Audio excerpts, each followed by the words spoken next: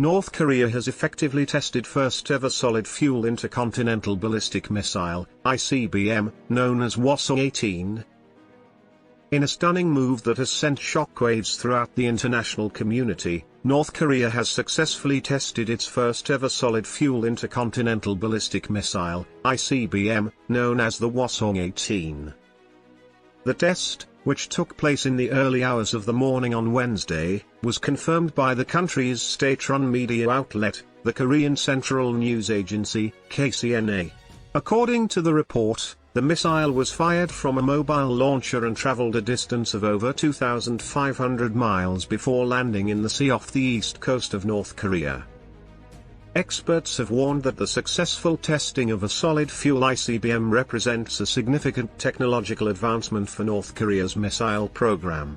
Solid-fuel missiles are typically more difficult to detect and faster to launch than their liquid-fuel counterparts, making them a more effective weapon in a military conflict. The Hwasong-18 is also believed to have a range of over 6,000 miles, which would put much of the continental United States within striking distance. This development is likely to escalate tensions between North Korea and the United States, which have been simmering since the failure of denuclearization talks in 2019. The test is a clear violation of multiple United Nations Security Council resolutions that prohibit North Korea from developing and testing ballistic missiles. In response to the test, the US government has condemned the move and called for an emergency meeting of the UN Security Council. This test is yet another violation of North Korea's international obligations and undermines the global non-proliferation regime, said White House Press Secretary Jen Psaki in a statement.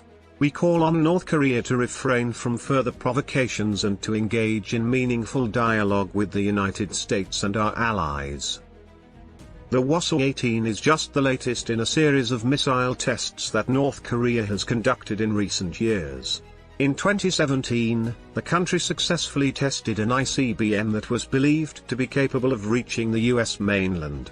Since then, North Korea has continued to develop its missile program, despite increased economic sanctions and diplomatic pressure from the international community.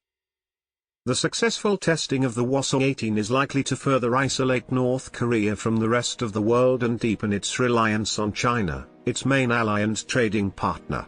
China, which has traditionally been a mediator between North Korea and the United States, has yet to comment on the latest missile test. The test also comes at a time of heightened tension on the Korean peninsula. In recent weeks, North Korea has increased its military activities near the border with South Korea, including the firing of multiple short-range missiles. The US and South Korea have responded by conducting joint military exercises, which North Korea has described as a provocation. The successful testing of the Hwasong-18 is likely to further complicate efforts to achieve a peaceful resolution to the North Korean nuclear crisis. The US government has previously stated that it will not lift economic sanctions on North Korea until it agrees to give up its nuclear weapons program. Despite the challenges, some experts remain hopeful that a diplomatic solution can be found.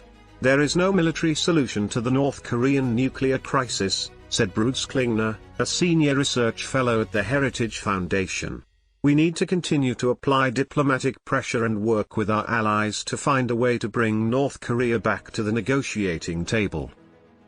The successful testing of the Hwasong-18 is a stark reminder of the ongoing threat posed by North Korea's nuclear and missile programs.